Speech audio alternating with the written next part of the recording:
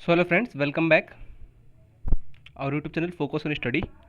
So today I will discuss the your chapter number 17 पौधों में जनन। ठीक है, आज हम लोग बात करने वाले हैं बच्चों चैप्टर नंबर 17 जो आपका साइंस का जो सीरीज चल रही है उसकी चैप्टर नंबर 7 पौधों में जनन। तो एकदम एकदम फुल डिस्कस करने वाले हैं चैप्टर में। ठीक है, इस वीडियो में फुल डिस्कशन करेंगे। अगर अगर वीडियो कंप्लीट नहीं होता है तो पार्ट 2 इसका मैं क्रिएट कर दूंगा। ठीक है, तो चलिए स्टार्ट करते हैं। एक बार स्वागत है आप सभी का अपने YouTube channel focus on study पे। कल मैंने पढ़ाया था चैप्टर नंबर 16। ठीक है, तो आपको जिसको देखना है चैप्टर नंबर 1 से लेकर 16 तक वो प्लेलिस्ट में जाके देख सकता है। मैंने साइंस के नाम से प्लेलिस्ट बना दी है। ठीक है, तो हम लोग डिस्कस करेंगे पौधों में जनन कि आखिर पौधों में जनन कैसे होता है। जनन का मतलब क्या होता है कि पौधों में वृद्धि कैसे होती है। ठीक है, उनका विकास कैसे होता है। ठीक है, तो चलिए स्टार्ट करते हैं बिना किसी देरी के। यहाँ पे लिखा है, क्या आप बता सकते हैं कि धान के बीज से धान कितने बीज उत्पन्न होते हैं। ठीक है, एक धान के बीज से कितने धान के बीज बच्चों उत्पन्न होते हैं। देखो जनन का मतलब क्या होता है, जन्म। ठीक है, कितने जनन मतलब उसको जन्म देने की क्षमता या दर। ठीक है, पौधों में जनन, जनन का मतलब क्या होता है कि वो पौधा जो है अपने अपने अपने पौधों से कितने अन्य फलों को या अन्य पौधों को विकसित कर सकता है। मतलब उसकी जनन मतलब अन्य पौधों या अन्य पेड़ों को विकसित करने की क्षमता जनन कहलाता है। ठीक है, जैसे मनुष्य में जनन हो जाएगा, जैसे अगर यहाँ पौधों में लिखा है तो मतलब क्या हो जाएगा, अगर यहाँ पौधों का जनन लिखा है तो इसका मतलब क्या कि अगर कोई पेड़ है कितना फल दे सकता है। ठीक है, या कितना उससे और अन्य चीज़ मिल सकती हैं। वही मनुष्य से अगर हो जाएगा तो कितने बच्चे को जन्म दे सकता है। वही अगर मान लो कि जंतु से हो जाएगा तो कोई जंतु है, मान लो कुत्ता है या कोई बकरी है, तो वो कितने बच्चों को जन्म दे सकती है, उसको जनन कहते हैं। ठीक है, तो पौधों में जनन इसका अर्थ समझ गया।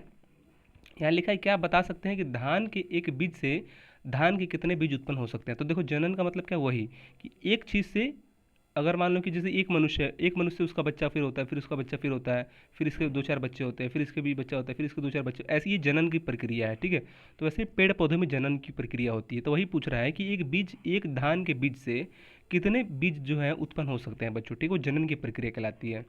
ठीक है, पूछ रहा है, अभी क्वेश्चन पूछ रहा है कि कितने बीज जनन उत्पन्न हो सकते हैं। क्या धान के बीज से गेहूं के दाने प्राप्त हो सकते हैं बच्चों। कह रहा है कि क्या धान के बीज से, मान लो कि धान के बीज है जो धान का मतलब क्या, चावल का। ठीक है, ये चावल का है, इससे क्या गेहूं प्राप्त हो सकता है बच्चों। तो वही पूछ रहा है कि क्या धान के बीज से गेहूं के दाने प्राप्त हो सकते हैं। अन्य जीवों के बारे में आपके क्या विचार हैं। आपने अपने वंश को कायम रखने के लिए जंतुओं और पौधों में अपने ही जैसे संतति उत्पन्न करना प्रमुख लक्षण होता है। थोड़ा लाइट कम कर दे रहा हूँ, थोड़ा लाइट। ठीक है, क्या कह रहा है बच्चों, अपने वंश को कायम रखने के लिए, अपने वंश को चलाने के लिए। ठीक है, जंतुओं तथा पौधों में अपने ही जैसी संतति उत्पन्न करना प्रमुख लक्ष्य होता है। तो अपने वंश को चलाने के लिए, जैसे आपने मनुष्य में देखा होगा कि अपने वंश को चलाने के लिए मतलब वो मतलब बच्चे को जन्म देता है बच्चों। ठीक है, तो वही कह रहा है कि अपने वंश को चलाने के लिए, जैसे हमारे पास हमारा बेटा होगा, फिर उसके बाद उसका बेटा होगा, फिर उसके बाद उसका बेटा होता है, जैसे राजा महाराजा, फिर उसका बेटा, फिर उसका बेटा, फिर ये क्या है, जनन है, एक प्रकार का वंश है। वंश चलाने की प्रक्रिया होती है। तो वैसे ही पेड़ पौधे जंतुओं में भी होती है, मनुष्य में भी होती है।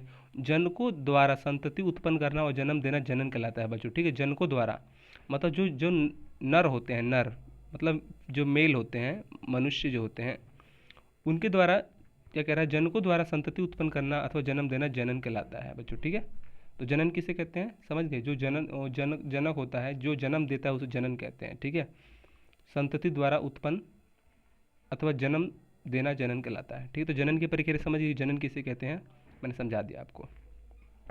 ठीक है, सिंपल सा, थोड़ा दिक्कत हो रहा है आज।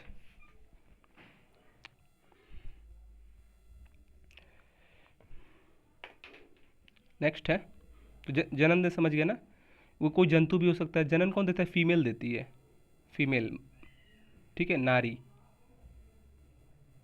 ठीक है, वही तो भाई जन्म देती है। ठीक है, क्या सभी पौधे केवल बीज से ही उत्पन्न होते हैं। कह रहा है क्या जो जितने भी पौधे होते हैं क्या बीज से ही सभी पौधे उत्पन्न होते हैं क्या, या पौधों के अन्य भागों जैसे जड़ तना आदि से भी नए पौधे उत्पन्न होते देखा है।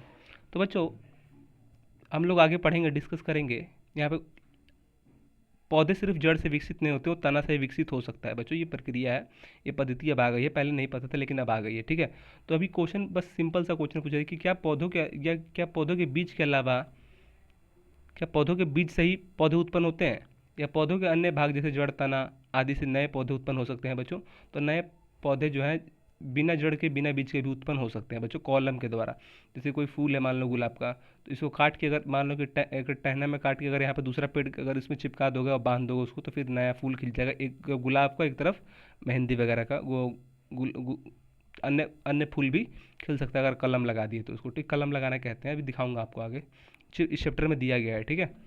तो अन्य पौधों से भी क्या हो सकता है, वो उग सकता है, जड़ के अलावा बीज के अलावा भी अन्य भागों जैसे तना भाग में या जड़ भाग में से भी क्या हो सकता है, वो बीज उत्पन्न हो सकता है, पौधे उत्पन्न हो सकते हैं, ठीक है। निश्चित रूप से आपने देखा होगा कि कुछ पौधों की उत्पत्ति बीज के अतिरिक्त अन्य भागों में भी होती है बच्चों, ठीक है। ठीक है, तो कुछ पौधों की जो उत्पत्ति है, कुछ पौधों की उत्पत्ति जो है बिना बीज के भी हो सकती है, ठीक है, याद रखना, कुछ पौधे की उत्पत्ति बिना बीज के हो सकती है, कैसे, तो वो तना के माध्यम से होता है या जड़ के माध्यम से होता है बच्चों, यहाँ पे देखो लिखा है। जरूर जैसे हम आप समझ रहे हो कि कोई भी पेड़ जो होता है उसका बीज होता है, उसके बीज से ही वो पौधे उत्पन्न होते हैं, तो नहीं, ऐसा नहीं है। हर पौधा मतलब हम लोग चाह सकते हैं तो बिना बीज के उसको उगा सकते हैं, ठीक है। तो कुछ पौधे जो होते हैं उनकी जो उत्पत्ति है बीज के अतिरिक्त अन्य भागों से होती है, ठीक है, जैसे जड़ जड़ हो गया, तना हो गया, ठीक है। देखो मैं चैप्टर पढ़ा रहा हूँ, उसके बाद यहाँ पे इसको फिल करना, केवल बीज से कौन होते हैं, फिर बीज तथा अन्य भाग से कौन होते हैं, केवल अन्य भाग से कौन होते हैं, ठीक है। तो ये नोट करना बाद में। पौधों में जड़ तना तथा पत्तियाँ होती है। तो पौधों किसी भी पौधों में तीन चीज़ होता है, जड़ होता है, तना होता है, पत्तियाँ होती हैं, ठीक है। इनको कायिक अंग कहते हैं, वेजिटेरियन पार्ट्स, ठीक है, वेजिटेटिव पार्ट्स, कायिक अंग। क्या कह रहा है, जड़ तथा तना तथा पत्ती होती है, इन अंगों का कहते हैं कायिक पार्ट्स, कायिक अंग कहते हैं, ठीक है। आपसे एग्जाम में पूछ देगा कि कायिक अंग इनमें से कौन कौन से हैं, लिख देगा, जड़ हो जाएगा, तना हो जाएगा, पत्तियाँ हो जाएगा, या फूल हो जाएगा, ठीक है। ये तीनों दे देगा और इनमें लिख देगा कि इनमें से सभी। तो क्या हो जाएगा, इनमें सभी नहीं, गलत हो जाएगा, फूल नहीं होगा, केवल ये तीन होगा, ठीक है। कुछ भी दे सकते हैं, जैसे कायिक अंग में कौन कौन से होते हैं, जड़ होता है, तना होता है और पत्तियाँ होती है, ठीक है। इसके अलावा ऑप्शन भी दूसरा दे सकता है, पूछ देगा कायिक अंग किसे कहते हैं, तीन ऑप्शन दे देगा, फिर अलग दे देगा, एक पूछेगा कि इनमें सभी, तो इनमें सभी नहीं, जड़ जड़ तो वो फूल थोड़ा ना होता है, कायिक अंग सिर्फ जड़ तना पत्ती होती है, फूल नहीं होता है, ठीक है। तो लिख लेना कायिक अंग किसे कहते हैं। पौधे में निश्चित वृद्धि के बाद फूल खिलते हैं, निकलते हैं, ठीक है। तब पौधों में निश्चित वृद्धि के बाद, जैसे मान लो कि जैसे आपके जैसे मान लो कि जैसे कोई बच्चा जो होता है, मान लो कि छोटा बच्चा है, ठीक है, मान लो कि इतना छोटा बच्चा है, तो एक निश्चित समय के बाद ही तो उसको दांत आते हैं, कि जैसे जन्म लेता है तो तभी दांत थोड़ा ना आते हैं, कुछ दिन बाद दूध के दांत आएंगे, फिर उसके असली वाले दांत आते हैं, फिर वो टूटते हैं, फिर उसके बाद नया दांत आते हैं, ऐसे। तो पौधों में क्या होता है कि यहाँ पे लिखा है, पौधों में निश्चित वृद्धि के बाद जब वो कुछ मतलब बढ़ जाए, जैसे मान लो कि तुम पौधा लगाए, ये मान लो कि गमला में तुमने पौधा लगा दिया छोटा सा, अब वो एक दिन के बाद फूल थोड़ा ना खिलेगा, कुछ बड़ा हो जाएगा, जब उसका विकास हो जाएगा तब वो यहाँ से देखो ऐसा फूल खिल जाएगा। तो निश्चित समय या निश्चित वृद्धि के बाद जब वो कुछ एक अपने निश्चित मात्रा में बड़ा हो जाता है तभी फूल खिलने लगते हैं बच्चों। ये नहीं कि आप आज लगाए बीज और कल थोड़ा निकल गया तो समझो कि फूल खिल जाएगा, नहीं, जब तक कुछ बड़ा नहीं होगा, निश्चित वृद्धि उसकी नहीं होगी, तब तक फूल नहीं निकलेंगे। पिछली कक्षा में फूल और उनके अंग के बारे में हम लोगों ने क्या होता पढ़ा था पिछली कक्षा में। देखो इसमें ये क्या है ना कि आप अगर सिक्स पढ़ोगे तब सेवन समझ में आएगा, सेवन पढ़ोगे तब एट समझ में आएगा, एट पढ़ोगे तब नाइन समझ में आएगा, नहीं तो आपको कुछ समझ में नहीं आने वाला, ठीक है। देखो अब फूल के बारे में इसने पिछली कक्षा में बताया है, यहाँ पे दिखा है, देखो पिछली कक्षा में फूल और उनके अंगों के बारे में पढ़ा है हमने। अगर देखो फूल अंग के बारे में नहीं पढ़ा फिर समझ में नहीं आएगा, अगर जो इस चैप्टर में दिया रहेगा मैं उसको आपको पढ़ाने की कोशिश करूँगा, ठीक है, जान चुके हैं। फूल के बारे में इसने पहले बता दिया है। तो फूल का विकास कैसे होता है कि निश्चित समय के बाद ही होता है बच्चों, ठीक है। ये नहीं कि फूल आज जड़ पौधे लगाए और कल फूल खिल जाएगा, नहीं, ठीक है। तो निश्चित समय के बाद ही फूल खिलेगा। मतलब इसका मतलब क्या है कि एक निश्चित समय मेहनत करो, कुछ में पानी खाद डालो, मेहनत करो, प्रयास करो, धूप लो, तब फूल खिलेगा। ये नहीं कि सोए सोए क्या हो जाएगा, धूप खिल जाएगा, वो सफलता मिल जाएगी, नहीं। इसे सीखने भी चाहिए कि एक दिन में फूल नहीं खिलेगा, डेली मेहनत करो, डेली उसके लिए मेहनत करो, तभी फूल खिलेगा, ठीक है आपका भी। इन्हीं फूलों से फल और बीज प्राप्त होते हैं बच्चों। तो याद रखना कि फूल से ही फल प्राप्त होता है, फल से ही बीज प्राप्त होता है, समझ गए। फूल से फल प्राप्त होता है, फल से बीज प्राप्त होता है, ठीक है। इन बीजों से नए पौधे उगाए जाते हैं, ठीक है।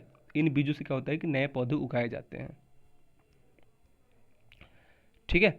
आपसे एग्जाम में पूछ देगा कि फूल से फल प्राप्त होते हैं और बीज प्राप्त होते हैं, तो क्या सही है, तो क्या हो जाएगा, हाँ भाई सही है, ठीक है। फूल से फल प्राप्त होते हैं, फल से बीज प्राप्त होता है, फिर बीज से फिर से पेड़ लगाए जाते हैं, तो फिर से फूल खिलते हैं, फिर से फल निकलते हैं, फिर से बीज निकलते हैं, समझिए। तो फूल से फल, फिर फल से बीज, भाई फूल मान लो कि खिल गया, ये सेब है तो सेब जो है, देखो अमरूद का पेड़ आपने देखा होगा तो सबसे पहले सफ़ेद वो ये देखा होगा आपने आम का पेड़, आम के पेड़ में सबसे पहले मोजर लगता है, वो क्या है, आम के फूल होता है। उस फूल से क्या बनता है, फल बनता है, और उस फल के अंदर ही बीज होता है, आम की गुठली। ठीक है, तो सबसे पहले क्या आया, फूल आया। आपसे एग्जाम में दे देगा ऐसा है कि इनमें से पौधे के विकास में क्रम में सजाएं, लिख देगा, पहले फल आता है, फिर बीज आता है, फिर फूल आता है, या पहले फूल आता है, फिर बीज आता है, या फिर फल आता है, ऐसे दे देगा। एक दे देगा फूल आता है पहले, फिर फल आता है, फिर बीज आता है, तो ये ऑप्शन 3 सही होगा। ठीक है, क्रम, क्रम याद रखना, पहले फूल एक नंबर, फिर फल, फिर बीज। ठीक है, फिर बीज से ही तो बीज से ही बीज को छींट देंगे हम लोग, तो क्या हो जाएगा, फिर नया पेड़ का निर्माण होगा, फिर उसमें फल निकले, पहले फूल निकलेगा, फिर फल निकलेगा, फिर बीज निकलेगा। तो ये नंबर याद रखना, पहले फूल निकलेगा, फिर फल निकलेगा, फिर बीज निकलेगा। आम के पेड़ में आपने देखा होगा, पहले मोजर खिलेगा, पहले फूल होता है, उसके बाद आम आम लगे, कच्चा आम, टिकोड़ा जिसको कहते हैं। उसके बाद टिकोड़ा में क्या होता है, टिकोड़ा में बीज नहीं होता है, मतलब आम की गुठली नहीं, जब कुछ बड़ा हो जाता है तब उसके बाद बीज निकलता है। तो यही दे देगा एग्जाम में, इसको सजाने के लिए ऑप्शन दे देगा, समझे, इसको सजाने के लिए ऑप्शन दे देगा आगे पीछे। ठीक है, तो ये याद रख लेना, पहले फूल आता है, फिर फल आता है, फिर बीज आता है। इन्हीं बीजों से नए पौधे भी उगते हैं। ठीक है, पहले बीज जो है, बीज के बाद बीज से ही तो नए पौधे उगते हैं। पौधे अपने कायिक अंगों जैसे जड़, तना तथा पत्तियों पत्तियों से भी नए पौधे उत्पन्न करते हैं। बच्चों ये देखो, यहाँ पे मैंने बताया था ना अभी, कायिक अंग किसे कहते हैं। तो क्वेश्चन क्या था बच्चों बताओ, जो मैंने जब ऊपर क्वेश्चन पढ़ा था, कि ऊपर कहाँ गया क्वेश्चन, यहाँ पे देखो क्वेश्चन क्या है, क्या सभी पौधे केवल बीज से ही उत्पन्न होते हैं। देखो यहाँ पे अभी क्या क्या लिखा है, क्या सभी पौधे केवल बीज से उत्पन्न होते हैं, तो आप कहोगे नहीं, सभी पौधे केवल बीज से उत्पन्न नहीं, कुछ कायिक अंगों से भी हो सकते हैं बच्चों, कायिक अंगों। यहाँ पे जो क्वेश्चन है देखो, क्या सभी पौधे केवल बीज से उत्पन्न होते हैं, तो क्या जाओगे, नहीं भाई, कुछ तो बीज, कुछ पौधे तो कायिक अंगों से भी होते हैं। देखो मैंने बताया था ना अभी, कायिक अंग कितने प्रकार के होते हैं, तो कायिक अंग 3 प्रकार के होते हैं, अभी मैंने बताया था।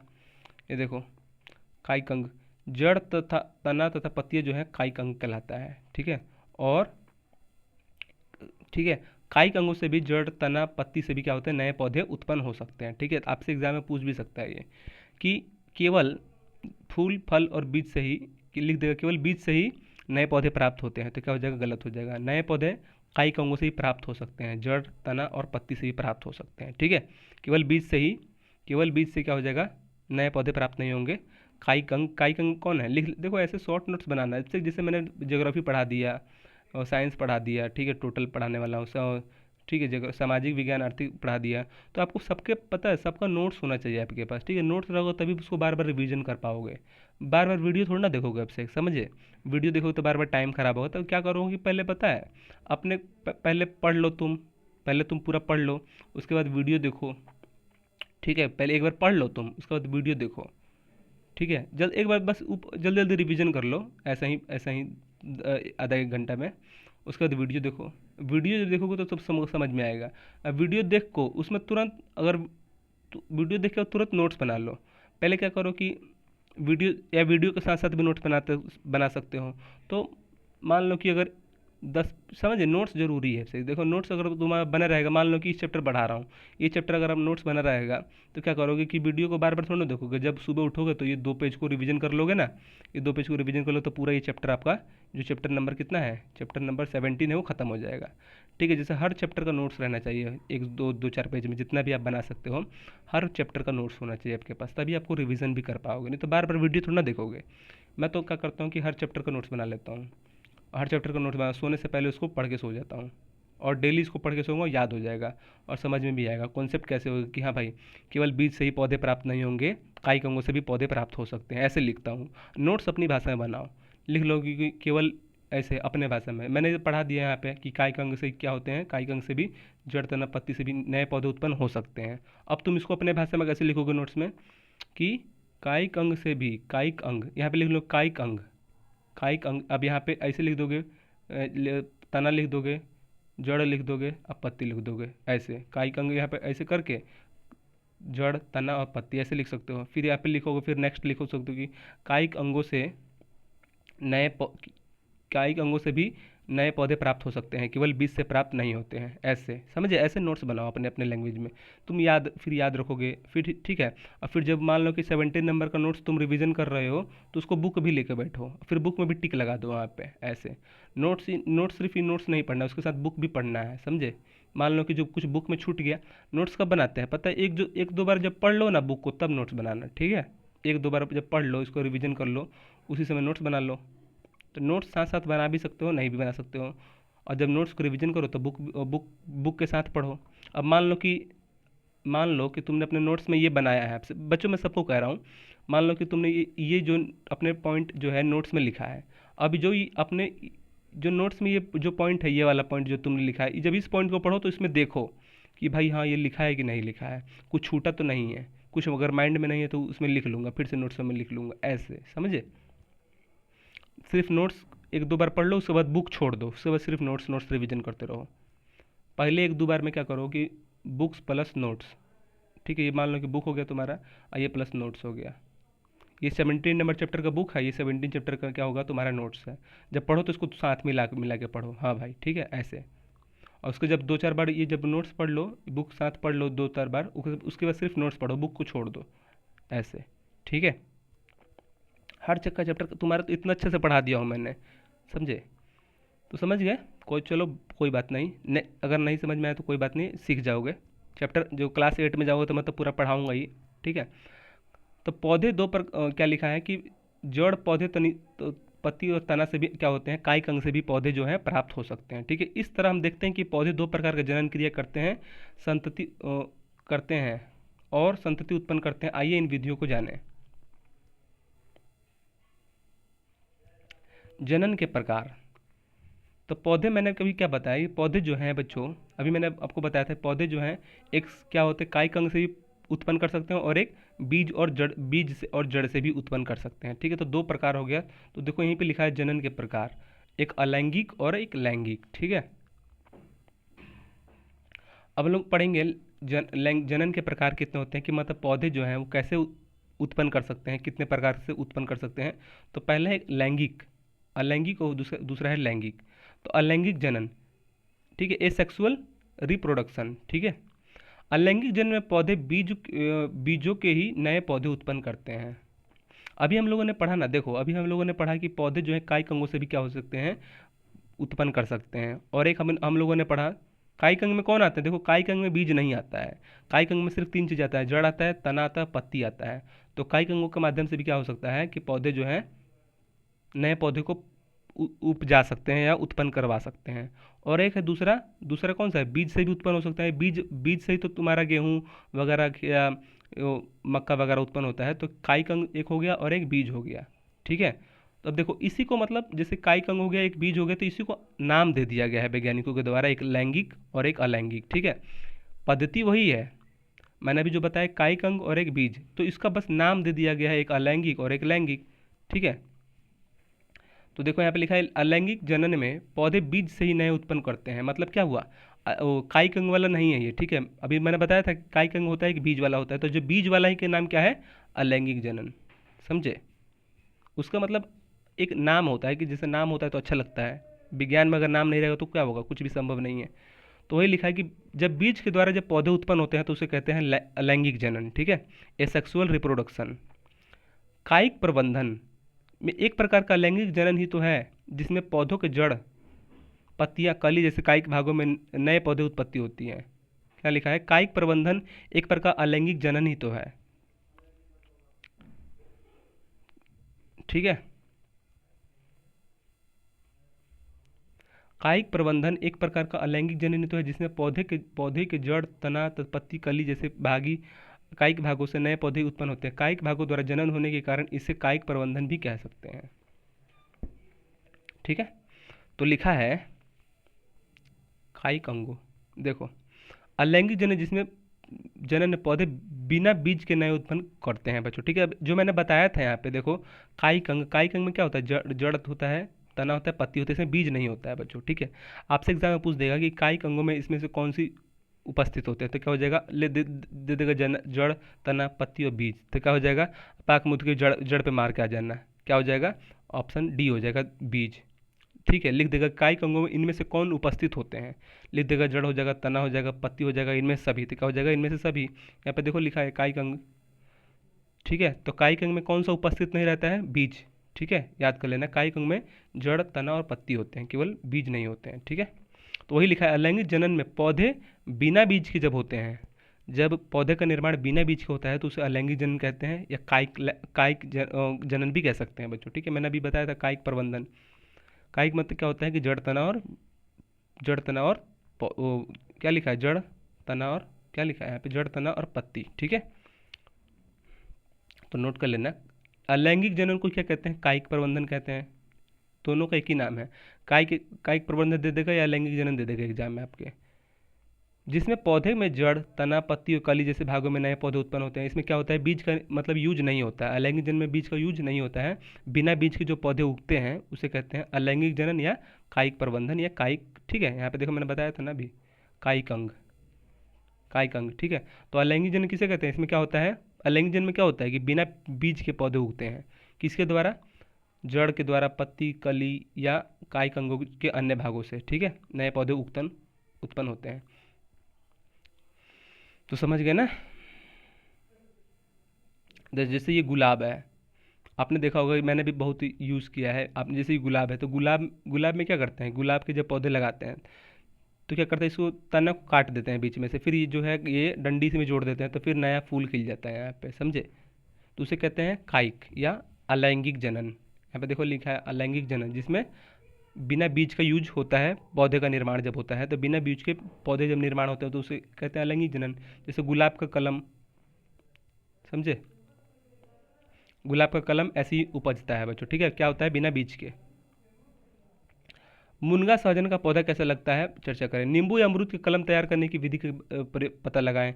जड़ किस प्रकार विकसित होती है, जानने के लिए दूसरा क्रियाकलाप करें। ठीक है, तो जो कायिक है या लैंगिक है, लैंगिक पर जिसमें बीज नहीं उत्पन्न होता है, तो इसका एग्जाम्पल क्या है, गुलाब का कलम। ठीक, जैसे ये मान लो कि गुलाब का पौधा लगा है ज़मीन में, इसमें क्या करेंगे, नया पौधा इसी में लगाना है, तो क्या करेंगे, इसके मान लो कि एक तना निकला है तो हल्का सा काट देंगे, हल्का सा ऐसे काट देंगे, फिर इसमें एक नया पौधा घुसा के इसको टेप कर देंगे, तो क्या हो जाएगा, ये भी फूल खिल जाएगा, इसमें भी फूल खिल जाएगा, ऐसे। ठीक है, तो गुलाब का कलम जो है वो कायिक या अलैंगिक जनन के लिए इंपॉर्टेंट है, मतलब इसका उदाहरण है। ठीक है बच्चों, क्या लिखा है, गुलाब की एक शाखा को उसकी पर्व संधि से काट ले और उसकी 15 इंच का टुकड़ा बना ले, यह कलम कहलाता है बच्चों। ठीक है, इस कलम के मोटे सिर का लगभग 6 इंच, मतलब इसको दबाकर जब आप इसमें लगा देंगे तो क्या हो जाएगा, उसको नया फिर पौधा खिल जाएगा।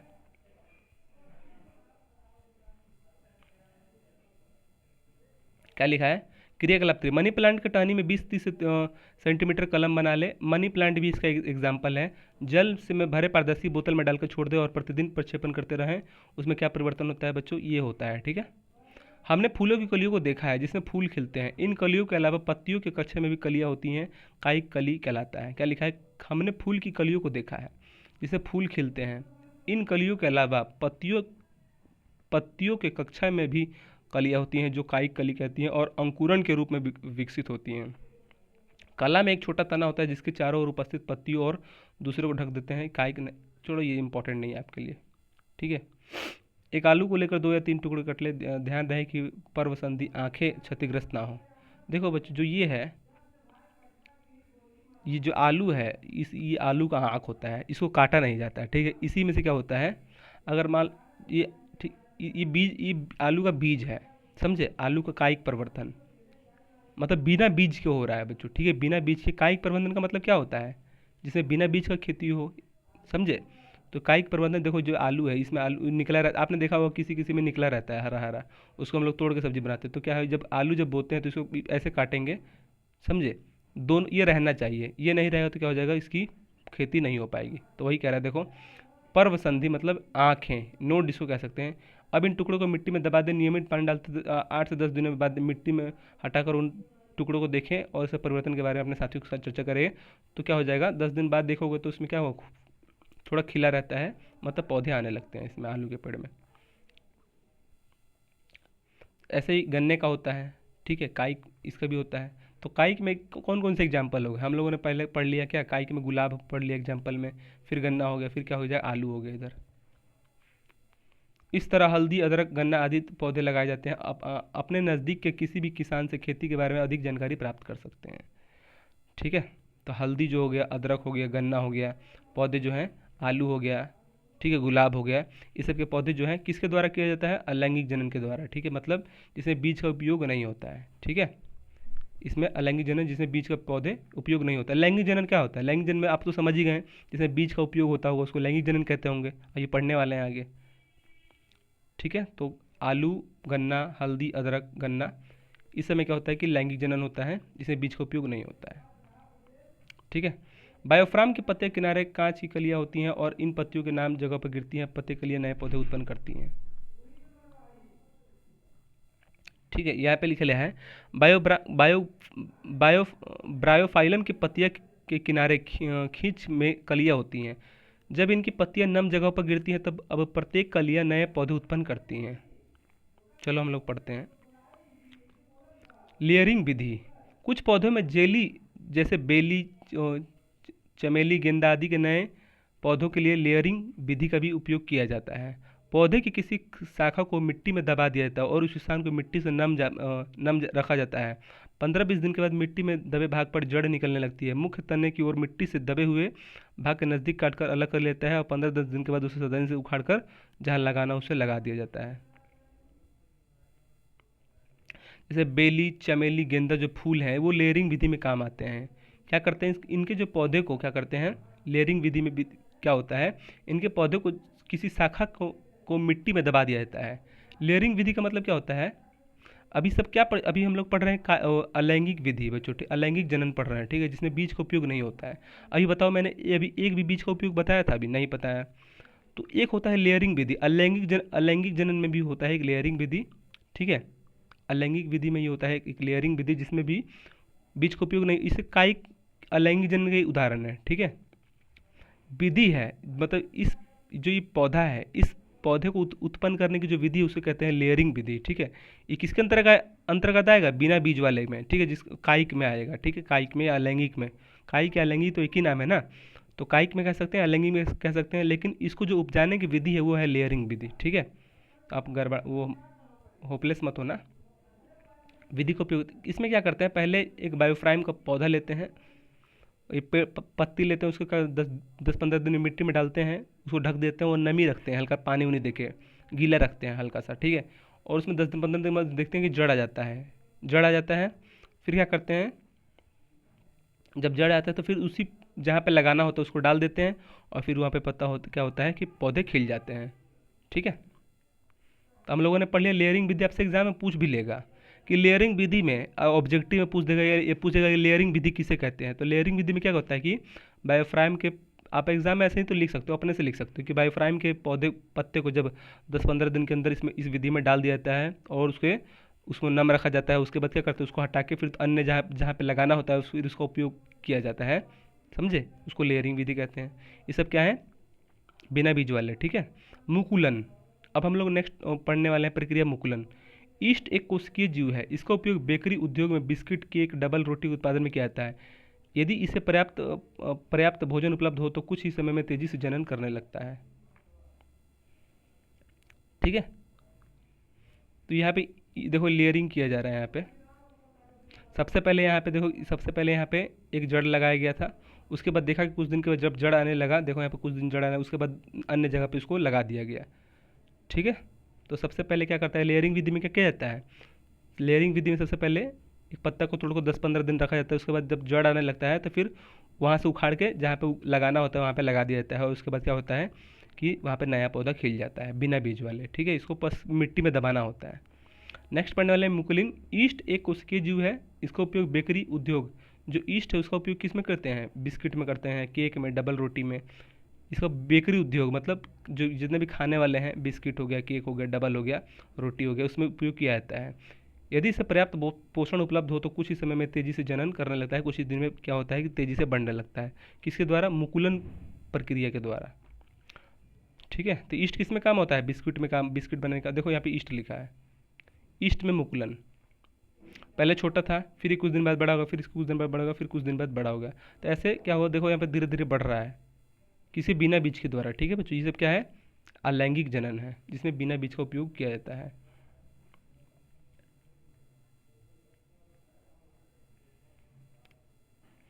ईस्ट कोशिकाओं से छोटी छोटी बल्ब जैसी रचना दिखाई देती है। यह संरचना मुकुलन कहलाता है। मुकुल, देखो जो ईस्ट होता है, जो ईस्ट इसकी जो संरचना होती है, देखो ये छोटा बल्ब के तरह दिखाई देता है। बल्ब कैसा होता है? ऐसा ही तो होता है ना बल्ब, हमारे जो आप बल्ब होता है ऐसा ही होता है भाई। कैसे बनाऊं? ऐसा बल्ब होता है। तो जो ईस्ट है उसको वो छोटा सा बल्ब की तरह दिखता है। तो जो बल्ब वाला पार्ट है, ये बल्ब वाला जो पार्ट है उसी कहते हैं मुकुल कहते हैं इसको। इसीलिए इस प्रक्रिया का नाम क्या कर दिया? मुकुलन। ठीक है।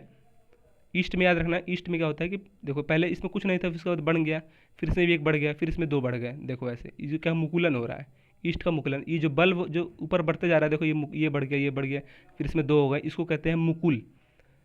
ठीक है। ईस्ट में जो ऊपर बढ़ता रहता है, उसका पार्ट बढ़ता रहता है, साइज बढ़ता रहता है, तो छोटी छोटी बल्ब जैसी संरचना दिखती है। यह संरचना मुकुल कहलाता है। मुकुल धीरे धीरे वृद्धि करता है और विकसित होकर जनन कोशिका में से अलग होकर नई ईस्ट कोशिका में बदल जाता है। यह परिपक्व होकर पुनः नई कोशिका उत्पन्न करती है और इस तरह कम समय में अधिक ईस्ट कोशिकाओं का निर्माण करते हैं। ठीक है।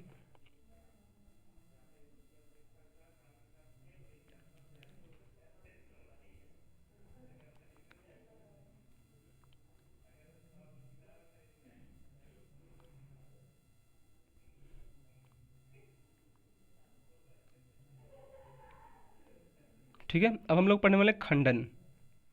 हम लोगों ने तालाबों और अन्य जलाशयों में हरे रंग के चिकने, देखो हम लोग पढ़ने वाले हैं नेक्स्ट है जो विधि है वो खंडन विधि है। ठीक है। खंडन विधि किसे कहते हैं बच्चों? हम लोगों ने तालाबों तथा अन्य जलाशयों में हरे रंग के चिकने धागों में जाल के समान संरचना देखा है। क्या ये क्या है पिता? क्या है? कितनी तेजी से फैलता है? क्या आपने सोचा है कि इसे छू कर देखे? यह हरे रंग की संरचना शैवाल है। जब इन्हें जल और अन्य पोषक तत्व मिलते हैं तो खंडन द्वारा तेजी से वृद्धि करते हैं। शैवाल दो या दो से अधिक भागों में खंडित हो जाते हैं और नए टुकड़ों में कुछ दिन के बाद ये जनकों के समान हो जाते हैं। आपने भी देखा होगा जल वगैरह में क्या होता है कि एक प्रकार से ऐसे कुछ हरा हरा टाइप का होता है। जब उसको निकालोगे तो सूख जाएगा और उसके अंदर जब वो डालोगे पानी के अंदर फिर क्या हो जाएगा? फैल जाता है। उसको कहते हैं शैवाल। ठीक है। वो किसके द्वारा होता है बच्चों? ये खंडन की विधि के द्वारा होता है। ठीक है। बस याद रखना खंडन विधि पंदन विधि सब इंपॉर्टेंट नहीं है। बस याद रखना कि हाँ जो शैवाल का निर्माण होता है वो खंडन विधि के द्वारा होता है। ठीक है। लिख लेना कॉपी में, शैवाल का निर्माण खंडन विधि के द्वारा होता है। खंडन विधि के द्वारा क्या होता है? इसमें बीज का उपयोग नहीं होता है। समझे? देखो ये सब इसमें पढ़ रहे हैं, बिना बीज वाले ही एग्जाम्पल है, लेकिन उसमें बस बनने की प्रक्रिया का नाम अलग अलग है। ठीक है। ईस्ट जो बनता है, ईस्ट की प्रक्रिया क्या है? ईस्ट की प्रक्रिया का नाम क्या है? मुकुलन विधि है। ठीक है। शैवाल की बनने की प्रक्रिया का नाम है खंडन विधि है। ठीक है। लेकिन किसके अंतर्गत आते हैं? बिना बीज वाले के अंतर्गत ये आ जाते हैं, अलैंगिक जनन के अंदर ही आते हैं। ठीक है। ये सब क्या है? अलैंगिक जनन के अंतर्गत ही आते हैं। बस इनकी बनने की जो प्रक्रिया है वो अलग अलग है, उसका नाम है, याद याद रखना। यही इंपॉर्टेंट पूछ देगा, लिख देगा एग्जाम में कि शैवाल की बनने की प्रक्रिया कौन सी है? खंडन है, मुकुलन है या अन्य दे देगा तो क्या हो जाएगा? खंडन हो जाएगा। समझे? बीजाणु निर्माण। ठीक है। अब हम लोग पढ़ने वाले हैं बीजाणु निर्माण, स्पोर फॉर्मेशन। अरे भाई ऊपर हो जा। आप जान चुके हैं कि डबल रोटी का कवक किस प्रकार से तेजी से उगते हैं। कवक के बीजाणु हवा में तैरते रहते हैं और हल्का होने के कारण दूर दूर तक जा सकते हैं। इन्हीं बीजाणु से अलग अलग कवक उगते हैं। इसमें अलैंगिक जनन ही होता है। देखो कवक क्या है? कवक देखो अगर आपने पावरोटी वगैरह देखा होगा या अचार वगैरह देखा होगा तो अचार में क्या बोलते हैं? उसको क्या सफ़ेद सफ़ेद कुछ लग जाता है, क्या बोलते हैं उसको यार? नहीं पता है मुझे, झिल्ली कहते हैं शायद। वही कवक होता है। वो क्या बीज बीज से होता है क्या? नहीं। एक मतलब एक वातावरण, एक ठंडी या गर्मी वातावरण में क्या होता है कि जहाँ पे नमी वगैरह होती है तो उसके अंदर क्या अपने आप हो जाते हैं। समझे? तो जैसे आपने रोटी वगैरह 2-3 दिन का रोटी होगा तो उसमें देखा सफ़ेद सफ़ेद कुछ हो जाता है आपके शरीर में भी। या आपके गर्मी के मौसम में क्या होता है कि आपके कपड़े में पूरा सब, अगर मान लो कि ब्लैक कपड़ा है तो आपके शरीर में क्या हो जाएगा? कपड़े में पूरा सफ़ेद सफ़ेद हो जाता है। तो क्या उसको कवक क्या? फंगी उसको कहते हैं इंग्लिश में, FUNG। फंगी या कवक हिंदी में कहते हैं। या आपने रोटी वगैरह में देखा होगा या पाव रोटी जो होता है आपसे, ठीक है, उसमें क्या होता है कि सफ़ेद सफ़ेद लग जाता है, भूली इसको कहते हैं। भूली लग गई, या अचार वगैरह में ज़्यादा लगता है सफ़ेद सफ़ेद, उसी को कहते हैं कवक। ठीक है। तो क्या होता है कि इसमें क्या होता है कि बिना बीज की तो होता है और इसमें अलैंगिक जनन ही होता है। समझे? तो एक अलैंगिक जनन का एग्जाम्पल ये भी हो सकता है, ठीक है। किसके द्वारा होता है ये? अलैंगिक जनन के द्वारा। इससे बीज का उपयोग नहीं होता है। बीज का उपयोग होता है क्या, आपसे बताओ? नहीं होता है, बिना बीज से ही उत्पन्न होते हैं। प्रत्येक बीजाणु उच्च ताप और निम्न आर्द्रता जैसी प्रतिकूल परिस्थितियों में बचने के लिए कठोर सुरक्षात्मक आवरण से ढके होते हैं और लंबे समय तक जीवित रहने के लिए अपने को अनुकूलित कर लेते हैं। अनुकूल परिस्थिति मिलते ही बीजाणु अंकुरित होने लगते हैं और नए जीव विकसित होने लगते हैं। मांस तथा फर्न जैसे निम्न स्तरीय पौधे में भी जनन बीजाणुओं द्वारा ही उत्पन्न होता है। तो मांस और फर्न जैसे निम्न स्तरीय पौधे भी जनन बीजाणु द्वारा ही होते हैं। तो मांस और फर्न जो होते हैं बच्चों, बीजाणु के द्वारा ही, बैक्टीरिया के द्वारा ही उत्पन्न होते हैं बच्चों, ठीक है। क्यों होते हैं मांस और फर्न जो हैं वो, क्यों बीजाणु के द्वारा क्यों होते हैं? देखो यहाँ पे लिखा है, प्रतिकूल परिस्थिति, या तो ठंडी, निम्न आर्द्रता या उच्च आर्द्रता। मैंने बताया था ना, अचार वगैरह में क्या होता है, फफूद उसको कहते हैं, फफूद या कवक उसको कह सकते हैं। गर्मी पड़ेगी, फिर ठंडी पड़ेगी। गर्मी के मौसम में क्या होता है, कुछ बारिश हो जाती है, फिर धूप निकल जाती है, फिर बारिश होती है, फिर तो उसमें क्या होता है कि प्रतिकूल परिस्थिति हो जाती है उसमें, कभी गर्मी कभी ठंडी, कभी गर्मी कभी ठंडी, दिन में गर्मी तो रात को ठंडी लगती है। उस कारण जो जितने भी खाने वाले सामान हैं वो ख़राब होने लगते हैं। उसमें क्या होता है कि मॉस और फर्न जैसे या कवक वगैरह क्या होते हैं उसमें लग जाते हैं। आपके शर्ट वगैरह में भी आप दौड़ते वगैरह हैं तो गर्मी ठंडी की वजह से क्या होता है कि उसमें सफ़ेद सफ़ेद चितका पड़ जाता है, उसको कहते हैं हिंदी में, भोजपुरी में। समझ गए? तो इसका एग्जाम्पल क्या है, सब समझ गए कि किसके द्वारा होता है। प्रतिकूल परिस्थिति होती है, कभी ठंडी कभी गर्मी, कभी ठंडी कभी गर्मी जब होती है उसमें, तो ये परिस्थिति उत्पन्न होती है। तो ये सब किसके द्वारा होता है? अलैंगिक जनन के द्वारा, जिसमें बीज का उपयोग नहीं होता है।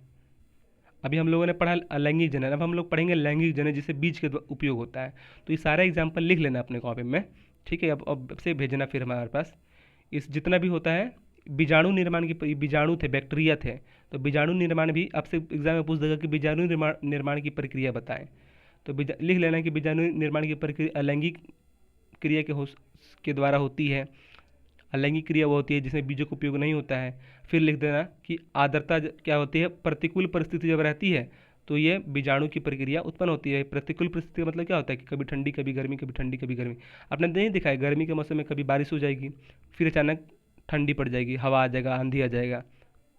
तो मौसम क्या होता है, आधा गर्म आधा ठंडा रहता है। उसकी प्रक्रिया से क्या होता है कि अचार वगैरह ख़राब हो जाते हैं, समझे? उसमें यह प्रक्रिया उत्पन्न होती है। प्रतिकूल परिस्थिति बस याद रखना है इसमें, जैसे यहाँ पे लिखा उच्च ताप और निम्न आर्द्रता, समझे? तो ये अभी जितना ही हम लोगों ने पढ़ा, ये क्या है? अलैंगिक जनन, जिसमें बीजों का उपयोग नहीं होता है।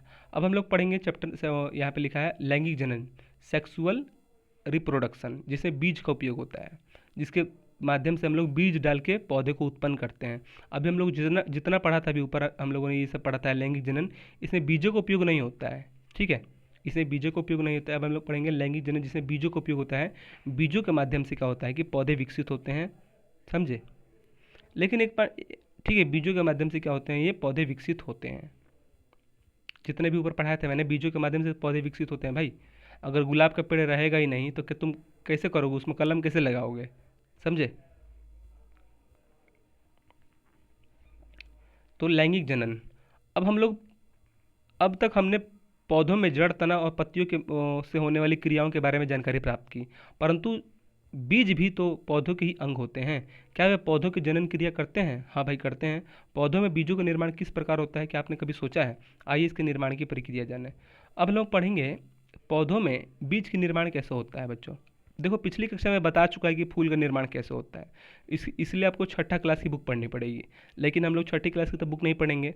हम पढ़ेंगे कि बीज का, भाई फूल का निर्माण हो गया, अब हम लोग देखेंगे बीज का निर्माण कैसे होता है। इसका मतलब क्या है, अभी मैंने ऊपर बताया था, पहले क्या आता है, फूल आता है, उसके बाद बीज आता है, उसके बाद पहले फूल आता है, ठीक है, उसके बाद क्या आता है, फल आता है, उसके बाद बीज आता है बच्चों, ठीक है। तो पहले फूल इसने कक्षा 6 में पढ़ा दिया है, 7th बीज अब पढ़ा रहा है, 8 फल लास्ट में पढ़ाएगा, आपको क्लास 8 में पढ़ाएगा। तो 6 पहले फूल में पढ़ा दिया इसने, अब हम लोग पढ़ेंगे बीज, ठीक है, फल। तो क्या पढ़ेंगे, देखो यहाँ पे पौधों में बीजों का निर्माण किस प्रकार होता है बच्चों, तो वो पढ़ने वाली कोशिश करेंगे कि बीज का निर्माण कैसे होता है, ठीक है। क्या आपने कभी सोचा है कि पौधों में बीज का निर्माण कैसे होता है? तो आइए चर्चा करते हैं। हम लोगों ने फूलों की संरचना एवं उनके विभिन्न अंगों के बारे में पिछली कक्षा में जानकारी प्राप्त की है। क्या आप फूलों के अंगों का नाम बता सकते हैं? तो देखो, ये फूल है, कौन सा फूल है? फूल मान लो कोई गुड़हल वगैरह फूल है, गुड़हल या उड़हल क्या किसको कहते हैं। इसमें क्या देखो यहाँ पे ये सब क्या है? पुंकेसर है। ये क्या है? स्त्री केसर है। ठीक है, स्त्री केसर है ये सब।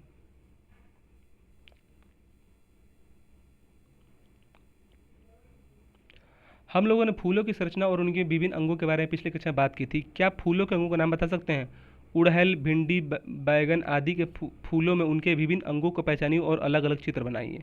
तो देखो उड़हल का फूल, ये उड़हल का फूल है। भिंडी, बैगन आदि के बीजों की उनके विभिन्न संरचना या अंगों को पहचानिए और अलग अलग चित्र बनाइए। ठीक है, इनमें पुंकेसर जो है नर जनन अंग तथा स्त्री केसर मादा जनन अंग है। देखो इसमें पुंकेसर, पुंकेसर जो है देखो ये जो है ये वो क्या है? नर जनन अंग। और स्त्री केसर ये क्या है? स्त्री केसर है। फूल में ही रहते हैं ना भाई, फूल में ये जो फूल है, फूल में ही क्या होंगे? नर और स्त्री होंगे। ठीक है, तो पुंकेसर जो है, जो फूल का जो पार्ट पुंकेसर है वो क्या है? नर होता है। अब एग्जाम में यहीं से पूछ देगा आपके एग्जाम में कि जो पुंकेसर फूल का वह तत्व फूल का तत्व पुंकेसर क्या होता है कि स्त्री केसर होता है। तो क्या हो जाएगा? गलत हो जाएगा भाई। फूल का जो पुंकेसर होता है क्या? नर जनन होता है। और स्त्री केसर जो होता है मादा जनन होता है। मतलब पुंकेसर जो होता है मेल होता है और जो स्त्री केसर वो फीमेल होता है। ठीक है, और इन दोनों के संबंध से क्या होता है कि फूल का निर्माण होता है। ठीक है बच्चों, लिखा नहीं है इनमें पुंकेसर जो है वो नर होता है। ठीक है, मतलब मेल होता है, और जो स्त्री केसर वो फीमेल होता है। जब ये प्रक्रिया करते हैं तो फिर क्या होता है कि फल का निर्माण होता है, फिर फल से बीज का निर्माण होता है। ठीक है, तो ये सब क्या है? अब इसे एग्जाम में पूछ भी देगा कि इनमें से कौन फूल के अंग है। एग्जाम में दे देगा अलग अलग चीज़, उसमें एक एग्जाम्पल दे देगा पुंकेसर, एक दे देगा स्त्री केसर और एक दे देगा दोनों। तो क्या हो जाएगा? पुंकेसर और स्त्री केसर क्या है? फूल के अंग है। फूल के देखो यहाँ पे लिखा नहीं है। फूलों के अंगों के नाम बता सकते हैं, तो फूलों के अंग कौन है? पुंकेसर हो गया और एक स्त्री केसर हो गया। ये भी याद रखना है, ये फूलों के अंग है। पुंकेसर और स्त्री केसर किसका नाम है? फूलों के अंग के नाम है। जिसमें पुंकेसर क्या है? मेल है, मतलब बॉय है, और स्त्री केसर क्या है? गर्ल है। ठीक है, फीमेल है। आपकी भाषा में समझा रहा हूँ। ठीक है, तो ये पुंकेसर और स्त्री केसर क्या है? ये पार्ट है किसके? फूल के, किसी फूल के पार्ट के नाम है पुंकेसर और स्त्री केसर। जिसमें पुंकेसर क्या है? मेल है, और स्त्री केसर क्या है? फीमेल है। जब ये दोनों संबंध बनाते हैं तो क्या हो जाएगा? फूल का निर्माण होता है या फल का निर्माण। जब ये दोनों संबंध बनाते हैं तो क्या होता है? फल का निर्माण होता है। ठीक है, तो यहाँ पे देख लो ये क्या है? पुंकेसर है। कौन है ये? मेल है। ये क्या है? स्त्री केसर है, ये जो फीमेल है। भिंडी वगैरह का भी आसानी से दे सकते हैं कि भिंडी वगैरह में ये सब दिखाता है, या बैगन वगैरह लेंगे तो उसमें जो डंडी निकली रहती है उसमें क्या है? पुंकेसर या उसमें रहता है। ठीक है, उसमें पुंकेसर और स्त्री केसर रहता है। ठीक है, पुंकेसर और स्त्री केसर को यहाँ पे देख लोगे ना, इस चित्र में देख लोगे तो आप आसानी से किसी भी भोजन वगैरह करोगे, कोई सा भी भोजन वगैरह करोगे उसमें देख सके बता सकते हो कि भाई देखो ये पुंकेसर है, ये स्त्री केसर है। ठीक है, बेशरम का एक फूल लें, उसे लंबों तक ब्लेड से काटें। ये क्रिया कई इसको फूलों के साथ दोहराइए और दिखाई जाने वाली संकर। ये छोड़ना, बेशरम का फूल तुम कहाँ से खोजोगे? हमको खुद नहीं पता है बेशरम का फूल क्या होता है। ठीक है, तो फूलों के क्या लिखा है? फूलों के अंगों के अध्ययन के क्रम में आपने देखा होगा कि कुछ फूलों में स्त्री केसर और पुंकेसर दोनों हैं, कुछ में तो स्त्री केसर है या पुंकेसर। जिन फूलों में दोनों जनन अंग मौजूद होता है उसे द्विलिंगी फूल कहते हैं। देखो बहुत ही इंटरेस्टिंग पॉइंट है बच्चों, और यहाँ से क्वेश्चन बन भी सकता है आपके एग्जाम में। देखो अभी हम लोगों ने पढ़ा था कि कोई कोई फूल में स्त्री केसर भी है और पुंकेसर भी है। देखो इसमें ये क्या है? ये दोनों जो ये निकला है, ये दोनों क्या है? पुंकेसर है। ये क्या है? बीच में स्त्री केसर है ये। और इसमें क्या है? देखो इसमें पुंकेसर नहीं है, केवल स्त्री केसर है। देखो यहाँ पे इसमें देखो, इसमें दो चीज़ हैं। ये वाले फूल में जो गुड़हल का फूल है, उड़हल का फूल है, इसमें दो चीज़ हैं। ये क्या है? पुंकेसर है ये, और ये जो बीच वाला मोटा सा ये क्या है? स्त्री केसर है। तो इसमें दोनों चीज़ है, और इसमें क्या है? केवल स्त्री केसर है। समझे? इसमें क्या है? इसमें पुंकेसर नहीं है, केवल स्त्री केसर है। तो यहाँ पे लिखा है, एक वर्ड लिखा है, कुछ फूलों में स्त्री केसर और पुंकेसर दोनों होते हैं, कुछ में तो स्त्री केसर है या पुंकेसर। जिन फूलों में दोनों जनन मौजूद होते हैं उससे कहते हैं द्विलिंगी कहते हैं। अब याद रखना कि जिन पौधों में लिख लेना, पॉइंट पर लिख भी लेना ऐसे, स्त्री केसर तथा पुंकेसर जब दोनों होंगे तो उसे कहते हैं द्विलिंगी। ऐसे नोट्स बनाना। स्त्री के, ठीक है, ऐसे लिख लेना, स्त्री केसर और पुंकेसर जब फूल में दोनों उपस्थित होंगे तो उसे कहते हैं द्विलिंगी। ऐसे द्विलिंगी फूल कहते हैं। ऐसे नोट्स अपने अपने लैंग्वेज में नोट्स बनाना है, अपने से अपने लैंग्वेज में नोट्स बनाना जिसे तुम याद कर सको। ये नहीं कि मेरे लैंग्वेज में, किसी भी टीचर के लैंग्वेज, अपने अपने लैंग्वेज में नोट्स होना चाहिए, क्योंकि तुमको याद करना है, मुझे नहीं याद करना है, ठीक है। मुझे तो पता ही है, इसलिए बता रहा हूँ। स्त्री केसर और पुंकेसर जो ये पार्ट है, तो जिस फूल में दोनों रहेंगे उसे कहते हैं द्विलिंगी फूल कहते हैं, ठीक है, द्विलिंगी फूल है। और जबकि एक ही जनन अंग स्त्री केसर पुंकेसर वाले को कहते हैं एक लिंगी, ठीक है, जिसमें एक होंगे या तो केवल स्त्री केसर हो सकता है या तो केवल पुंकेसर हो सकता है। अगर दोनों होंगे तो कहेंगे द्विलिंगी, और केवल या तो स्त्री केसर हो या तो पुंकेसर हो। इसमें से कोई एक, अगर किसी फूल में सिर्फ एक होगा, या तो स्त्री केसर हो या तो पुंकेसर, कोई भी एक होगा तो उसे कहते हैं एक लिंगी फूल कहते हैं, ठीक है। देखो ये क्या है, ये द्विलिंगी फूल है जिसमें दोनों हैं। यहाँ पे देखो ये क्या है, पुंकेसर, ये पुंकेसर है, ये चारों पुंकेसर है। बीच वाला जो है क्या है, स्त्री केसर है। इसमें इसको क्या कहेंगे, द्विलिंगी। जिसमें दो रहेंगे, दोनों दोनों रहेंगे उसे द्विलिंगी कहेंगे। और जिसमें केवल एक रहेगा, या तो स्त्री केसर रहेगा तो पुंकेसर रहेगा, इसे कहेंगे एक लिंगी फूल, ठीक है। अब एक लिंगी फूल और द्विलिंगी फूल को भी आप टेस्ट कर सकते हैं, देख सकते हैं, ठीक है। आप किसी फूल वगैरह को तोड़ेंगे, उसमें देखना पहले तोड़ के कि इसके अंदर क्या क्या है। अगर जिसमें एक लिंगी रहेगा तो उसमें केवल एक रहेगा, और जिसमें दो रहेंगे समझ लो कि उस द्विलिंगी फूल है, उसमें नर और मादा दोनों होंगे, ठीक है। तो मैंने बता दिया, बहुत इंपॉर्टेंट है ये। अब एग्जाम में यहीं से पूछ देगा कि एकलिंगी फूल में नर और ये लिख देगा एग्जाम में, ऐसे क्वेश्चन बनाएगा ऑब्जेक्टिव में। एकलिंगी फूल में स्त्री केसर और पुंकेसर दोनों की उपस्थिति होती है, ठीक है, ऐसे पूछ देगा। तो क्या हो जाएगा, आप कहेंगे कि हाँ सर होती है, होती है, होती है, तो हो जाएगा गलत। एकलिंगी फूल में क्या होता है, स्त्री केसर और पुंकेसर में से दोनों में से केवल कोई एक होगा, दोनों नहीं होगा, ठीक है। यहाँ पे देखो लिखा है एकलिंगी फूल में क्या हो जाएगा, स्त्री केसर और पुंकेसर में दोनों में से कोई एक होगा। लेकिन द्विलिंगी, देखो नाम ही में तो लिखा है यहाँ पे एक, एक लिंगी मतलब एक, इसमें एक होगा। द्विलिंगी मतलब दो, एक मतलब एक। तो बहुत ही सिंपल है।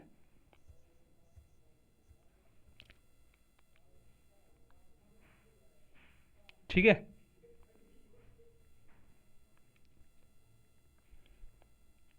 अब यहाँ पे कुछ होमवर्क है, कुछ फूलों में एकत्रित करो और इसमें एक लिंगी और द्विलिंगी का आपको नाम लगाना है। इसमें एक लिंगी वाले, इसमें द्विलिंगी वाले।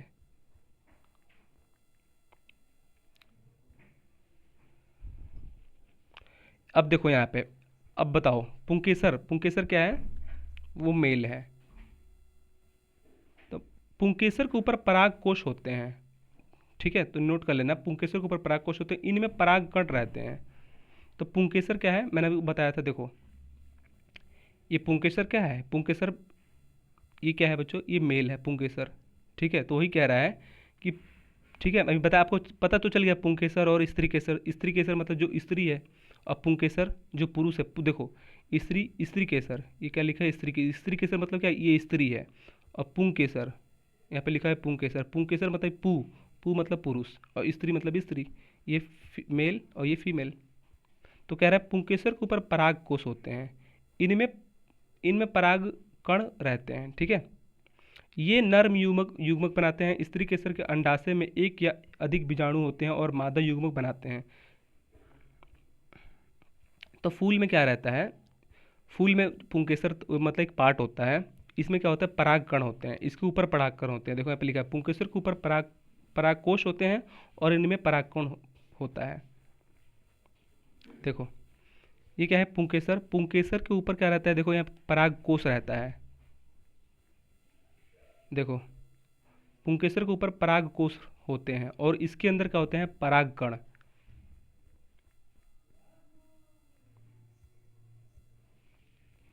तो ये पुंकेसर है, पुंकेसर के ऊपर क्या है, ये देखो पराग कण होते हैं और इसके अंदर क्या होते हैं, देखो ये पुंकेसर है। पुंकेसर के ऊपर देखो ये पे छोटे छोटा नहीं दिख रहा है आपको, छोटे छोटे, एक छोटा छोटा मतलब बीज टाइप का, इसे कहते हैं पराग कण।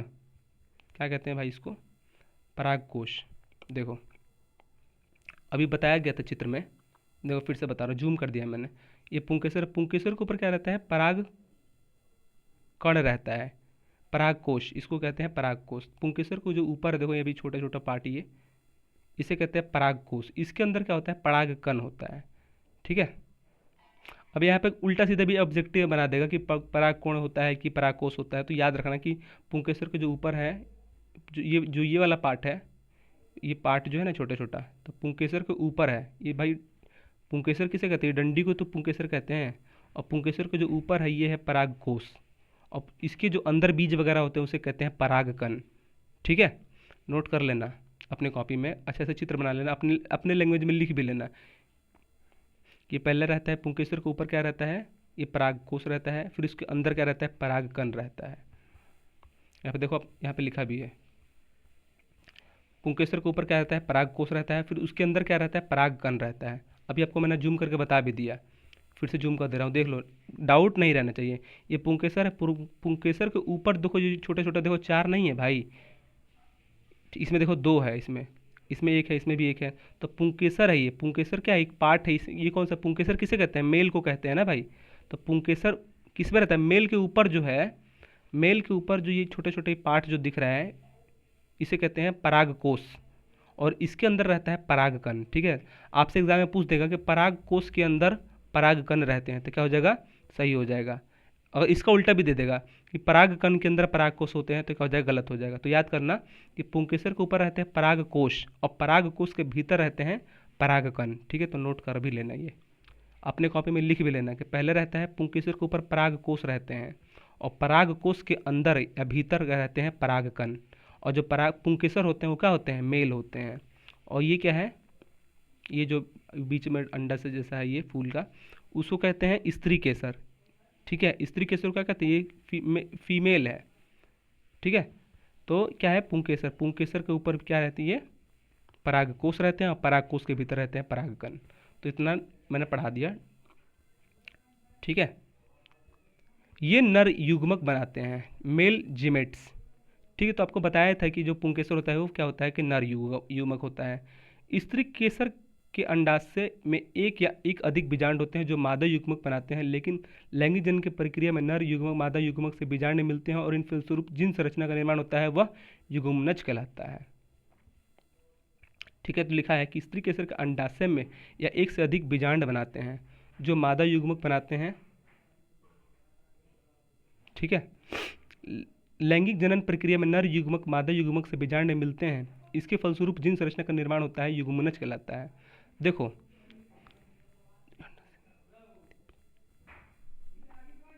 ये क्या है, ये जो है स्त्री केसर है भाई, स्त्री केसर के बीच क्या होता है, बीजांड।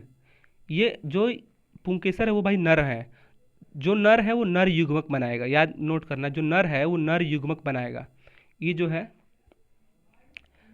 भाई, तुम लड़का हो तो तुम्हारा नाम लड़का ही, लड़का का तो नाम ही रखा जाएगा, लड़की का नाम तो ना रखा जाएगा। और जो लड़की है वो लड़की का नाम रखा जाएगा। तो वही कह रहे हैं, जो पुंकेसर है क्या है, नर है। पुंकेसर क्या है, नर है भाई, बॉय है। तो पुंकेसर किसका निर्माण करता है, नर युग्मक का। ठीक है, पुंकेसर नर युग्मक, देखो पुंकेसर क्या है, नर है, तो नर है, जो जैसा रहेगा वो वैसा ही चीज़ का उत्पादन भी करेगा। ठीक है, पुंकेसर क्या है, नर है, तो भाई नर युग्मक का ही निर्माण करेगा। और स्त्री केसर क्या है, मादा है। स्त्री केसर मतलब फीमेल है ना, मतलब लड़की है, मतलब मादा है। ठीक है, फीमेल है। तो स्त्री केसर मादा है तो किसका निर्माण करेगी, मादा युग्मक का। ठीक है, जो नर है भाई, पुंकेसर क्या है, नर है, तो नर नर युग्मक का निर्माण करेगा। और स्त्री केसर क्या है, स्त्री केसर तो भाई स्त्री है, तो वो मादा, ये मादा का निर्माण करेगी। ठीक है, मादा युग्मक का निर्माण करेगा। तो वही कह रहा है, देखो यहाँ पे लिखा है कि पराग, पुंकेसर के ऊपर परागकोश होता है, परागकोश के भीतर परागकण होते हैं, ये नर युग्मक का निर्माण करते हैं। तो पुंकेसर क्या है, नर है, जो नर है वो नर युग्मक का निर्माण करेगा। और स्त्री केसर के अंडाशय में एक से अधिक बीजांड होते हैं, बीज होते हैं, जो मादा युग्मक का निर्माण करती है।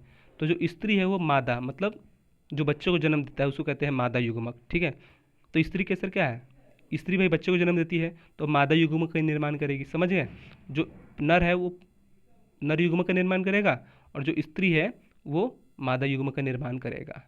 ठीक है, या स्त्री जो है स्त्री युग्मक भी कह सकते हो, लेकिन अच्छा है मादा युग्मक कहते हैं उसको। मादा युग्मक क्या है, जो दूध दे सकती है, जो बच्चे को जन्म दे सकती है, उसको कहते हैं मादा। स्त्री ठीक है, तो स्त्री युग्मक भी कह सकते हैं, लेकिन अच्छा सबसे अच्छा वर्ड क्या है, मादा युग्मक।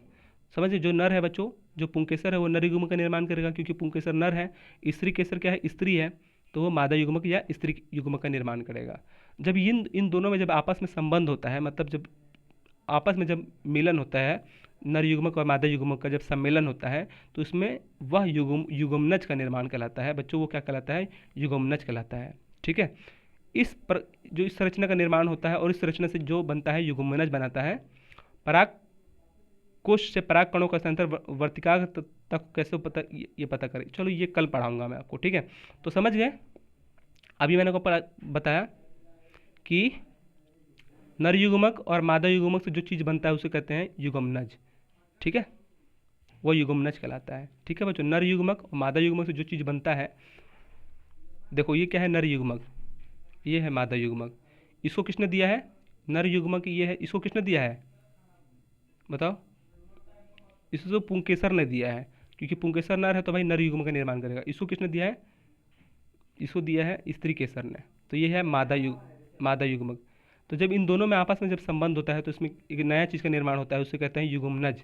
जब ये दोनों प्रक्रिया मिलते हैं आपस में, नर और जब मादा मिलते हैं तो उस प्रक्रिया क्या कहते हैं, युग्मनज प्रक्रिया कहते हैं उसको बच्चों। ठीक है, तो इतना समझ गए, आई होप इसको समझ गए होंगे। कल मैं आपको पढ़ाऊंगा इसके बाद, क्योंकि टाइम बहुत हो चुका है। ठीक है, तो मिलते हैं नेक्स्ट वीडियो में, तब तक ले बाय। ओके, कल आपको रिवीजन करके आना है, कल मैं इसको चैप्टर को कंप्लीट करूँगा। Okay bye.